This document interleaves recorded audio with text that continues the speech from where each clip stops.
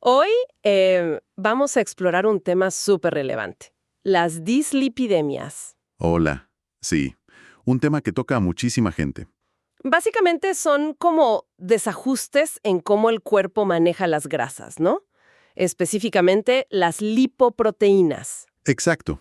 Y no son cosa menor, son una causa principalísima de la enfermedad cardiovascular ateroesclerótica. O sea, la acumulación de placa en las arterias. Justo eso, que puede terminar en infartos, accidentes cerebrovasculares, problemas serios de circulación. Hay que recordar que la enfermedad cardiovascular, pues, sigue siendo la causa número 1 de muerte global, lo dice la OMS. Y las causas son variadas, ¿verdad? Pueden ser genéticas ¿Sí? O venir de otras condiciones como la diabetes, por ejemplo. o muy ligadas al estilo de vida, claro. La dieta, el ejercicio, el tabaco, todo eso influye. Totalmente. Y para guiarnos hoy tenemos como base un capítulo muy concreto, el 37, de un texto de farmacología bastante reconocido. Nuestra idea es desglosar qué son estas grasas, cómo viajan por el cuerpo, por qué deberían importarnos tanto. Y cómo la medicina busca manejarlas, con fármacos, claro, basándonos solo en lo que dice este capítulo. Perfecto. Entonces, vamos a meternos en harina. Para empezar, a ver, ¿qué son exactamente las lipoproteínas? Pues imagínalas como los camiones de reparto del cuerpo, pero para las grasas.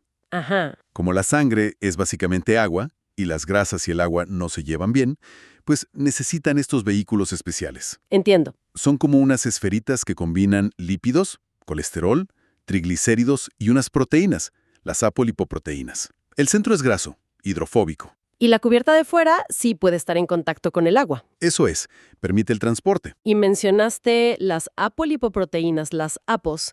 ¿Qué hacen exactamente? Son cruciales.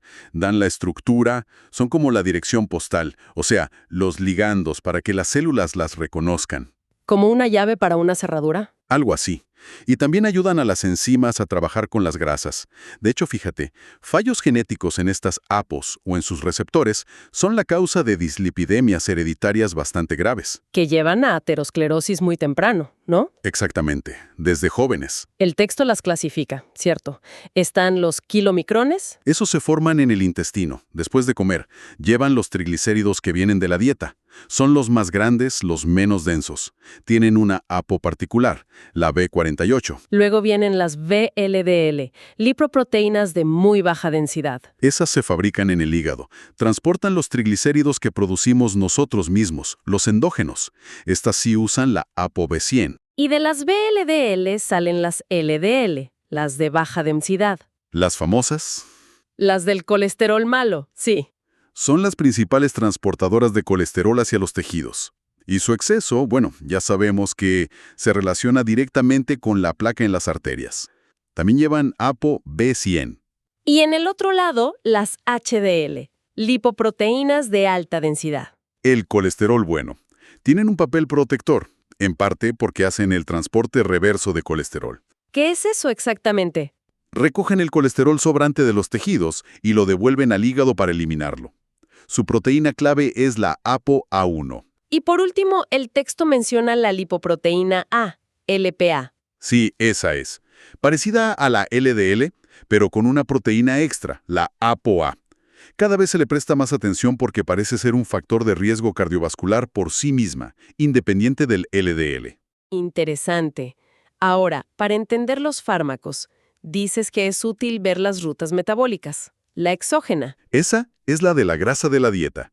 Llega al intestino, se empaqueta en kilomicrones. Que son los camiones grandes que mencionaste. Exacto. Luego una enzima, la LPL, lipoproteína lipasa, les descarga los triglicéridos para que las células los usen o los guarden. ¿Y qué pasa con el camión vacío, digamos? Los restos, los remanentes de kilomicrones, los recoge el hígado y los elimina. Ahí interviene otra APO, la ApoE, como señal. Vale, esa es la ruta de lo que comemos. ¿Y la endógena? Esa maneja las grasas que fabrica nuestro hígado. El hígado libera VLDL. Cargadas de triglicéridos propios. Eso es. La misma enzima, LPL, actúa sobre ellas, les quita triglicéridos y se van transformando. Primero en IDL, que son como intermedias, Y finalmente en LDL. o bien el hígado las retira de la circulación. Y falta una ruta, ¿no? La del HDL. El transporte reverso, sí. Las HDL nacen como partículas pequeñas. Van recogiendo colesterol de las células. De la periferia, digamos. Sí, de los tejidos. Una enzima, la LCAT, modifica ese colesterol para que se quede dentro de la HDL. Así maduran, se hacen más grandes. ¿Y cómo lo devuelven al hígado? Pueden hacerlo directamente, o intercambiando su colesterol bueno por triglicéridos de las VLDL o LDL. Ahí participa otra proteína importante, la CETP. Vaya, es un sistema bastante complejo de reciclaje y transporte. ¿Lo es? Sí, muy regulado. Muy bien. A ver, centrémonos ahora en el LDL. Dijiste que viene de las VLDL y que el hígado lo elimina con receptores. Pero, ¿cómo se vuelve malo? Ese es el punto clave para la aterosclerosis. Las partículas de LDL, cuando están mucho tiempo circulando o en ciertas condiciones, pueden modificarse químicamente. Sobre todo se oxidan. Dentro de la pared de la arteria. Principalmente ahí sí. Y estas LDL modificadas, oxidadas, ya no las reconocen bien los receptores normales del hígado. Entonces, ¿quién las reconoce? Otros receptores, que están en unas células del sistema inmune llamadas macrófagos, se llaman receptores scavenger o basurero. ¿Y qué ocurre cuando un macrófago se encuentra con una LDL oxidada? Pues que se la come. Y se llena tanto de este colesterol modificado que se transforma, se convierte en una célula espumosa. Ajá, he oído hablar de ellas. La acumulación de estas células espumosas es, digamos, el primer paso visible en la formación de la placa de ateroma, la lesión que va estrechando la arteria. Entiendo. Y esto nos lleva directo a la hipercolesterolemia familiar, la FH, ¿verdad? El problema ahí son los receptores LDL. Exactamente. La causa más frecuente es una mutación en el gen que produce el receptor LDL. Si esos receptores no funcionan, o hay muy pocos... El hígado no puede limpiar el LDL de la sangre. Correcto. Y los niveles de LDL se disparan desde el nacimiento. Es dramático. La forma homocigota, o FH, cuando heredas el gen defectuoso de ambos padres, es muy, muy grave. Aterosclerosis muy prematura. Y claro, entender esto es fundamental para pensar en el tratamiento. Si el problema es que no se elimina el LDL... Pues la estrategia principal es intentar que el hígado tenga más receptores LDL funcionales o que trabajen mejor. O sea, potenciar esa vía de eliminación. Precisamente. Por eso, las estatinas, que son la base del tratamiento, funcionan en gran medida así. Hacen que las células del hígado produzcan más receptores LDL. Hablemos ahora del otro lado de la moneda. El HDL, el colesterol bueno. ¿Por qué se le considera protector? Bueno, su función más conocida es la que comentamos, el transporte reverso. Ayuda a sacar el colesterol de las paredes arteriales. Limpia las arterias, por así decirlo. Esa es la idea general. Pero el texto también sugiere otros efectos beneficiosos. Parece tener acciones antiinflamatorias, antioxidantes. O sea, no es solo un transportador. Parece que no, y se ve que niveles más altos de HDL y de su proteína principal, la ApoA1, se asocian generalmente con menos riesgo cardiovascular. Y su ciclo de vida. Mencionaste que era complejo. Sí, tiene varias etapas. Las HDL nacen pequeñas y vacías, digamos. Van a los tejidos y recogen colesterol gracias a transportadores como el ABCA1. Lo cargan. Luego, la enzima LCAT lo esterifica, lo modifica para que se almacene dentro. Así la HDL madura, se hace más grande, pasa de HDL3 a HDL2. Y luego está ese intercambio con VLDL y LDL. Exacto, a través de la proteína CETP.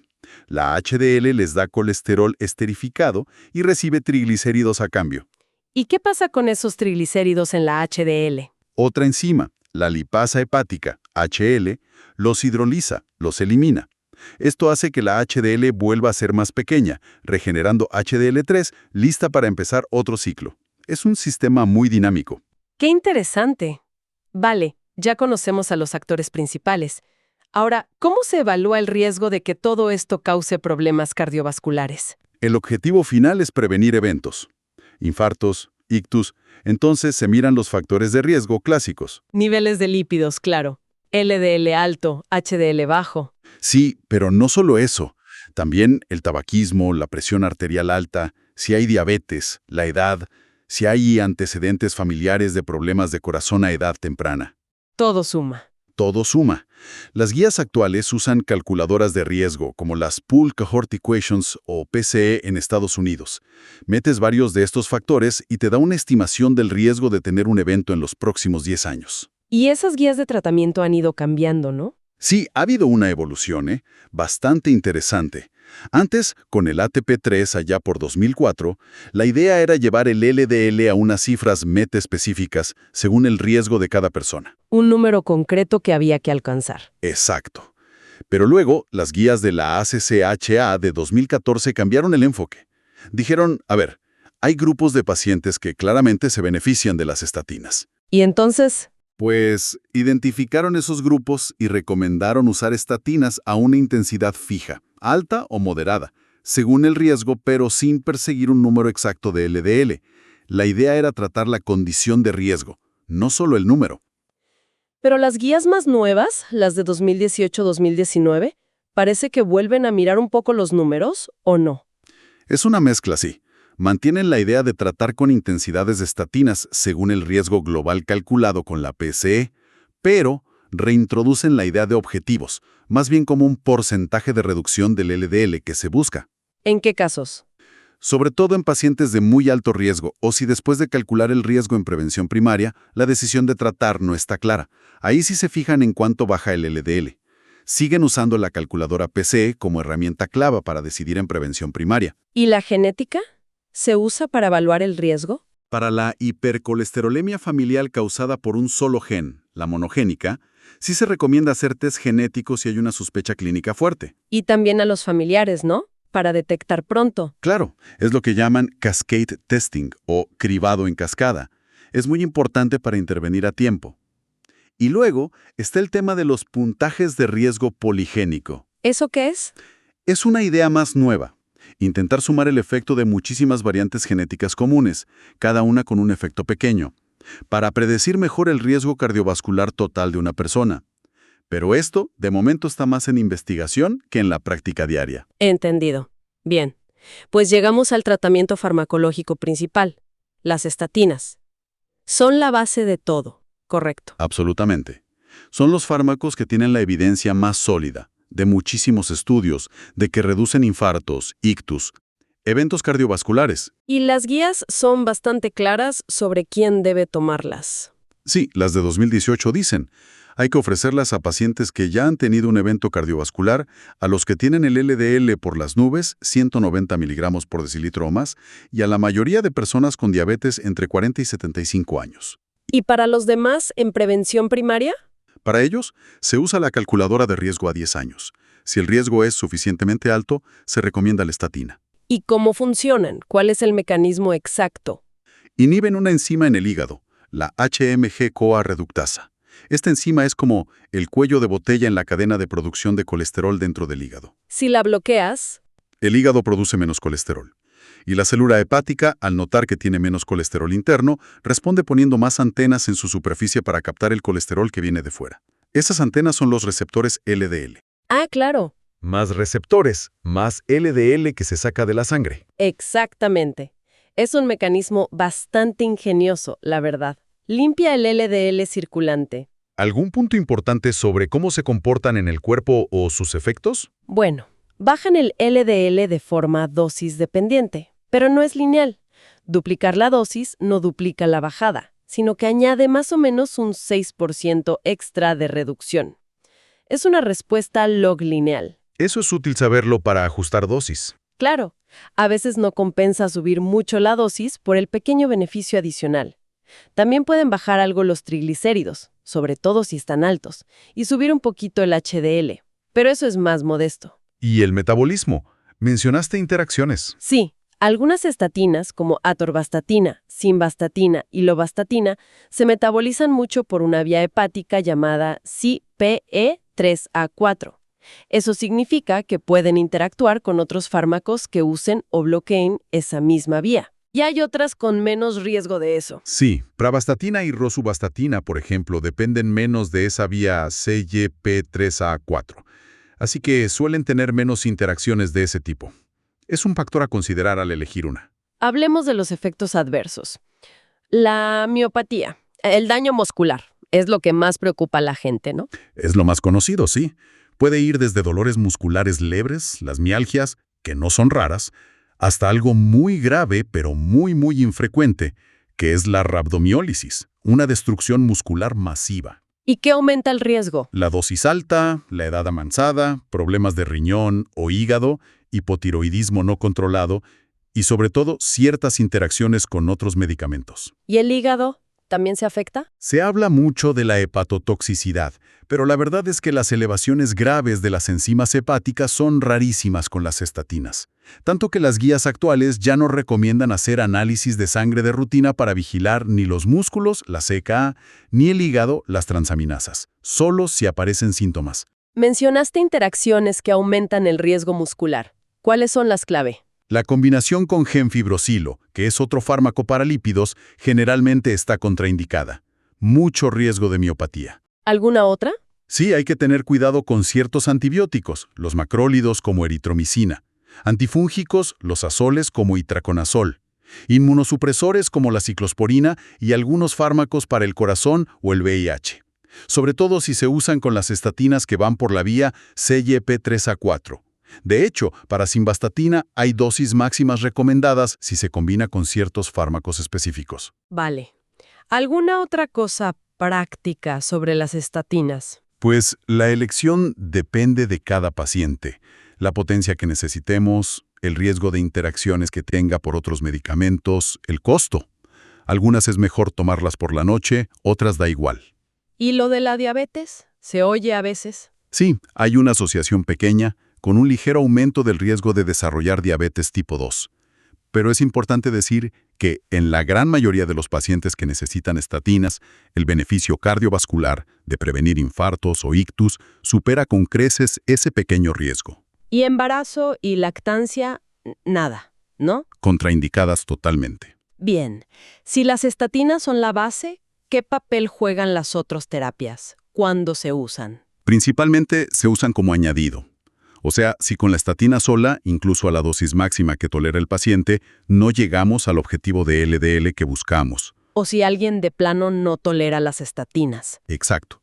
Como alternativa en caso de intolerancia. Las guías de 2018 ponen el foco en añadir ezetimiba o un inhibidor de PCSK9 en los pacientes de muy alto riesgo que siguen fuera de meta. Aquí hay un punto que comentabas antes y que el texto también recoge indirectamente. Lo que pasó con la niacina y los fibratos añadidos a estatinas. Sí, eso fue un jarro.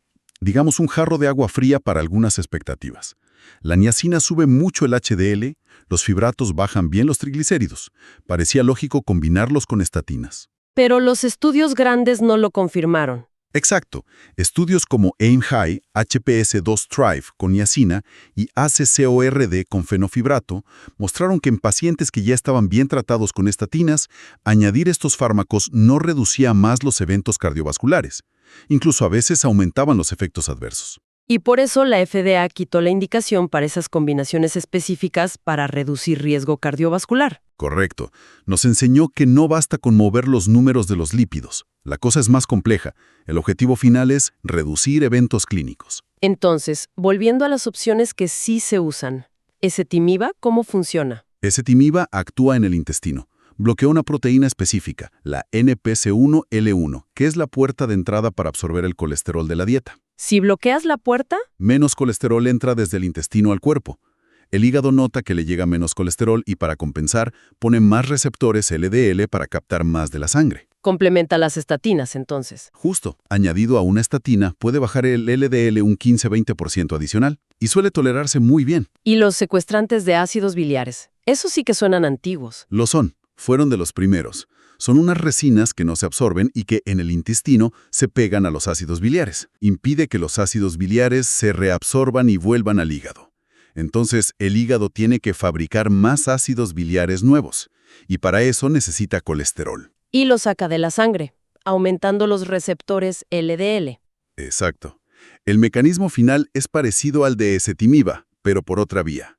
Bajan el LDL moderadamente, un 12-25%. ¿Inconvenientes? Principalmente los efectos secundarios gastrointestinales. Muchos gases, pesadez, estreñimiento. Y pueden interferir con la absorción de otros medicamentos, hay que tomarlos separados. Ah, y un punto importante, pueden subir los triglicéridos. Así que si alguien ya tiene los triglicéridos altos, no son buena opción. Vale. Niacina ya dijimos que no, en combinación para riesgo CV. Pero, ¿tiene algún uso hoy? A dosis altas sigue siendo el fármaco que más sube el HDL. También baja triglicéridos y algo el LDL. Pero su uso es muy limitado por los efectos secundarios. El famoso flushing. El enrojecimiento y calor en la cara, sí, es muy molesto. Además, puede dar problemas digestivos, toxicidad hepática, sobre todo las de liberación sostenida, puede empeorar el control del azúcar en diabéticos y subir el ácido úrico provocando gota. Complicado. ¿Y los fibratos? ¿Cuándo se usan ahora principalmente? Su indicación más clara hoy día es la hipertrigliceridemia severa. Hablamos de niveles de triglicéridos altísimos, por encima de 500 o incluso 1000 miligramos por decilitro. Porque ahí sí. Porque con esos niveles tan altos, el riesgo principal inmediato es la pancreatitis aguda, una inflamación grave del páncreas. Y los fibratos son muy eficaces bajando los triglicéridos rápidamente. Actúan activando unos receptores llamados PPAR-alfa que aumentan el metabolismo de las grasas. ¿Algún riesgo a tener en cuenta? El riesgo de miopatía, sobre todo si se combinan con estatinas, gemfibrosilo más que fenofibrato, y también pueden aumentar un poco el riesgo de formar cálculos en la vesícula biliar. Vale. ¿Y los omega 3, los suplementos de aceite de pescado? Aquí hay que distinguir. Los suplementos de venta libre tienen dosis bajas. Los que se usan como fármaco son los de prescripción, a dosis mucho más altas, varios gramos al día. ¿Y para qué se prescriben? También para bajar triglicéridos muy elevados.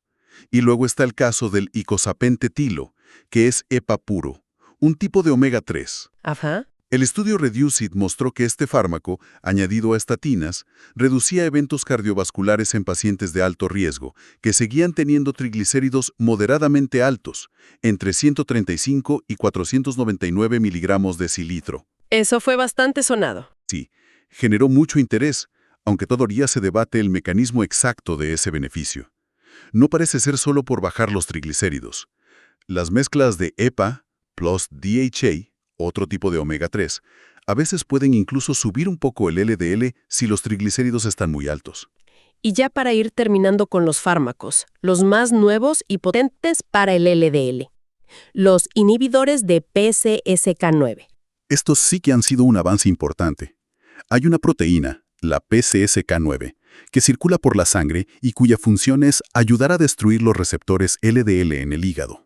O sea, la PCSK9 es mala para el LDL. Desde el punto de vista de bajar el LDL, sí. Cuanta más PCSK9, menos receptores LDL hay disponibles. Entonces, estos fármacos lo que hacen es inhibir la PCSK9. ¿Cómo? Hay dos tipos principales. Unos son anticuerpos, alirocumab, evolucumab, que se pegan a la PCSK9 y la neutralizan. El otro, inclisiran, es un ARN pequeño de interferencia, cRNA, que impide que el hígado fabrique la proteína PCSK9. ¿Y el resultado? Pues que al haber menos PCSK9 activa, los receptores LDL duran mucho más tiempo en la superficie del hígado, y eso provoca una bajada espectacular del LDL hasta un 60-70%, incluso si ya estás tomando estatinas. Suena increíble. ¿Las pegas? Bueno, se administran por inyección bajo la piel. Cada 2 o 4 semanas los anticuerpos, o cada varios meses el inclisiran. Están indicados como añadido en pacientes de muy alto riesgo, los que ya han tenido eventos o tienen FH, y que no consiguen bajar el LDL lo suficiente con estatinas y ezetimiba. Y el costo, imagino. El costo es el principal obstáculo, sí. Son fármacos caros. Los efectos secundarios suelen ser leves, alguna reacción en el sitio de la inyección, a veces síntomas como de gripe. Se ha hablado de posibles efectos cognitivos, pero los datos son limitados y no concluyentes. Muy bien. Entonces, si tuvieras que resumir los puntos clave de todo esto que hemos desgranado. Pues diría, 1. Las dislipidemias son frecuentes y son un factor de riesgo de primer orden para la enfermedad cardiovascular. No hay que tomárselas a la ligera. De acuerdo. 2. Entender un poco cómo funcionan las lipoproteínas, esas rutas que comentamos, ayuda mucho a entender por qué funcionan los tratamientos que tenemos. Tiene sentido. 3.